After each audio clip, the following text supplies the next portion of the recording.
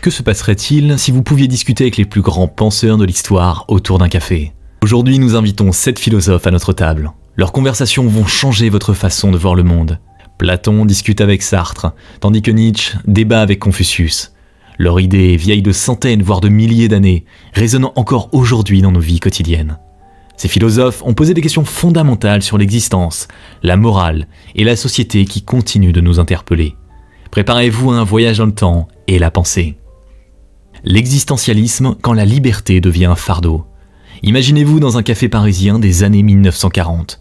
L'ambiance est enfumée, les discussions passionnées. Vous repérez Jean-Paul Sartre et Simone de Beauvoir en plein débat. Ils parlent de liberté, mais pas comme vous pourriez le penser. Pour eux, la liberté n'est pas une chose joyeuse, c'est un poids énorme qu'on porte tous sur nos épaules. Sartre dit même « l'homme est condamné à être libre ». Ça peut sembler bizarre, non ? L'idée, c'est qu'on est responsable de tous nos choix. Pas d'excuses, pas de destin. Chaque décision que vous prenez façonne qui vous êtes. C'est cool, mais aussi un peu effrayant quand on y pense. L'existentialisme nous dit en gros « Hey, ta vie n'a pas de sens prédéfini, c'est à toi de lui en donner un ». C'est comme si on vous donnait une toile blanche et qu'on vous disait « Allez, peins le chef-d'œuvre de ta vie ». Pas de pression, hein ? Cette philosophie est née de l'idée que l'existence vient avant l'essence. En d'autres mots, vous existez d'abord, et ensuite vous définissez qui vous êtes par vos actions.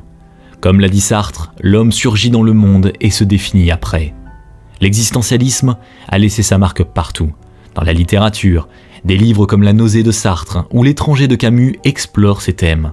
En art, Le cri de Munch capture cette angoisse existentielle. Mais l'existentialisme, ce n'est pas que de la déprime.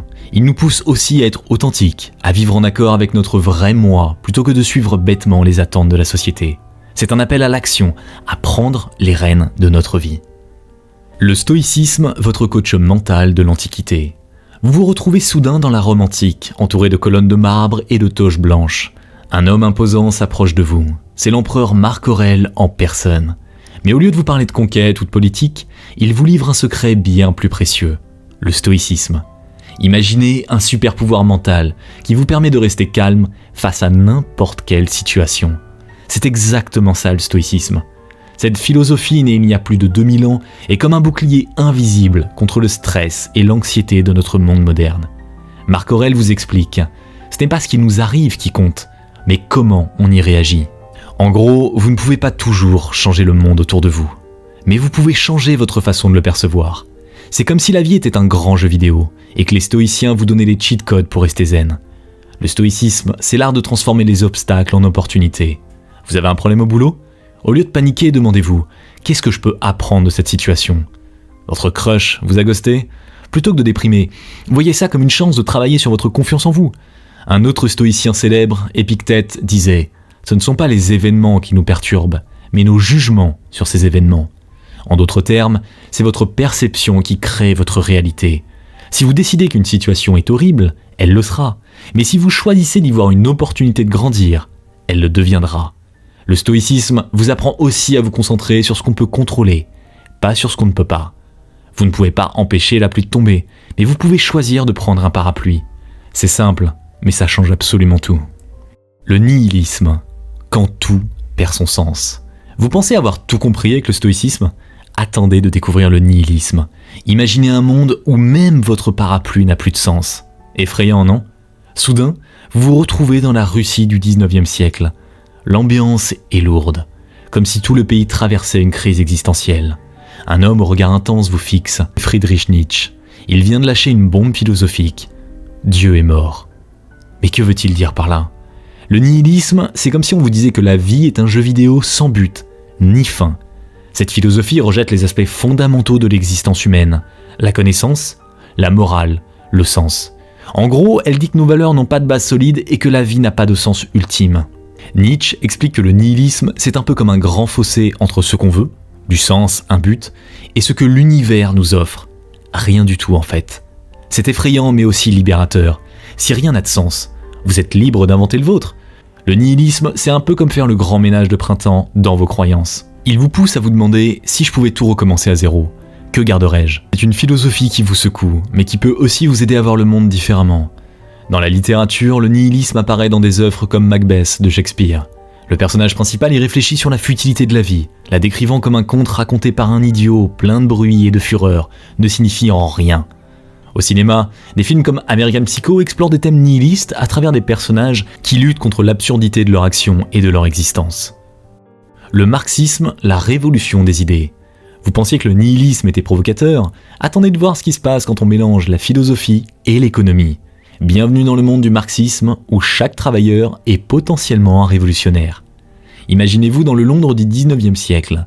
L'air est chargé de fumée d'usines et de tensions sociales. C'est ici que Karl Marx et Friedrich Engels ont développé leur idée révolutionnaire. Au cœur de cette philosophie, on trouve l'idée de lutte des classes. Marx disait « L'histoire de toute société jusqu'à nos jours n'a été que l'histoire de lutte de classe. C'est un peu comme si la société est un immense terrain de jeu où deux équipes s'affrontent sans cesse. Les patrons, la bourgeoisie, et les travailleurs, le prolétariat.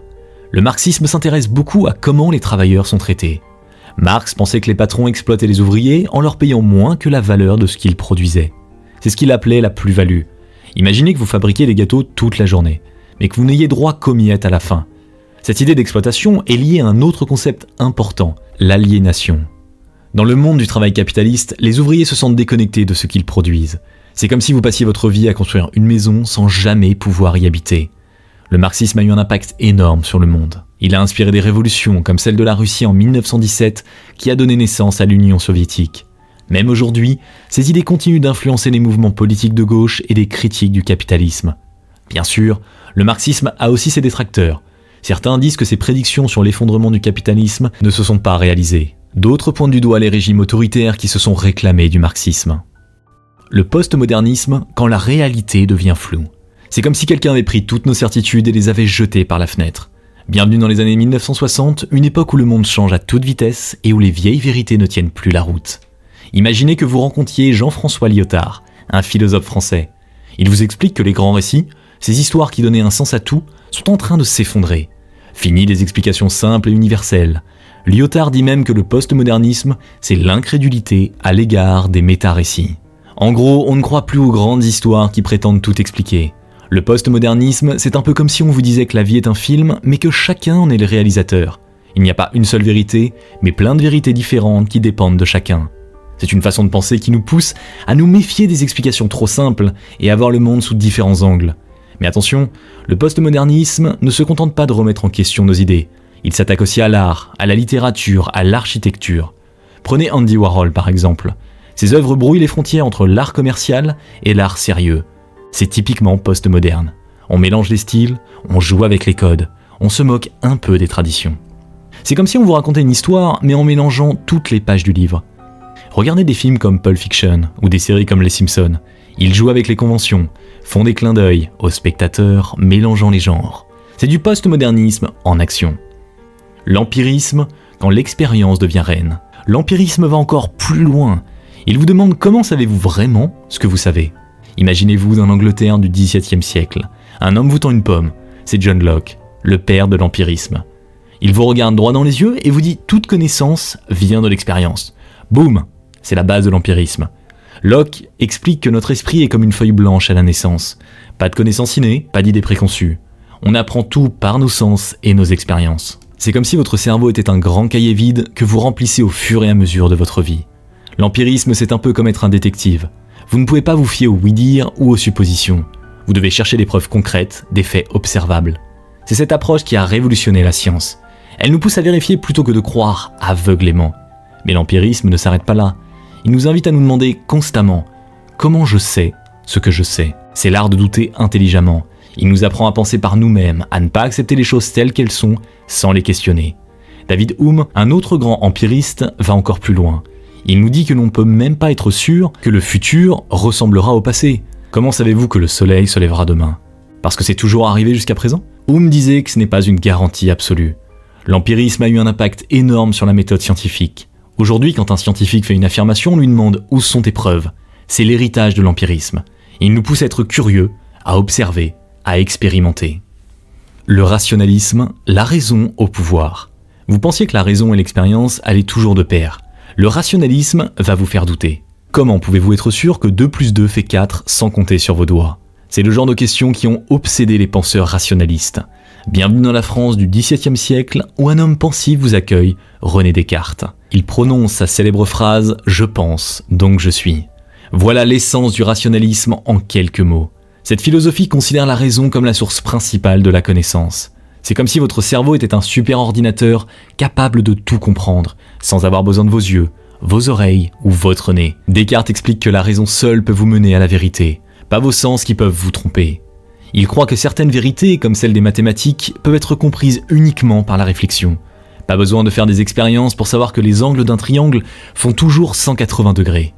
D'autres penseurs, comme Baruch Spinoza et Gottfried Leibniz, ont poussé ces idées encore plus loin. Ils pensaient qu'on pouvait comprendre tout l'univers juste en réfléchissant bien. C'est un peu comme si la vie était un grand puzzle qu'on pouvait résoudre par la réflexion pure. Le rationalisme nous pousse à chercher des explications logiques à tout. Il nous incite à nous demander pourquoi les choses sont-elles ainsi, quelle est la logique derrière. C'est l'art de penser clairement, de structurer nos idées. Mais attention, cette façon de penser a aussi ses critiques. Certains, comme William James, disent que le rationalisme est déconnecté de la réalité. Ils rappellent que nos émotions et nos expériences jouent un rôle aussi important dans notre compréhension du monde. Aujourd'hui, on ne choisit plus vraiment entre raison pure et expérience. Les philosophes modernes pensent qu'on a besoin des deux pour vraiment comprendre le monde. C'est un peu comme si on avait besoin à la fois de la tête et du cœur pour avancer dans la vie. Chaque personne que vous voyez, chaque interaction, est influencée d'une manière ou d'une autre par ces grandes idées philosophiques dont nous avons parlé. Ces philosophies ne sont pas juste des concepts poussiéreux dans de vieux livres, elles sont vivantes, elles respirent dans notre société moderne. Elles façonnent nos débats politiques, nos choix personnels et même notre façon de voir la vie. La prochaine fois que vous serez confronté à un dilemme, demandez-vous quelle approche philosophique est-ce que j'utilise ici ? Vous pourriez être surpris de découvrir à quel point ces idées anciennes sont encore pertinentes aujourd'hui.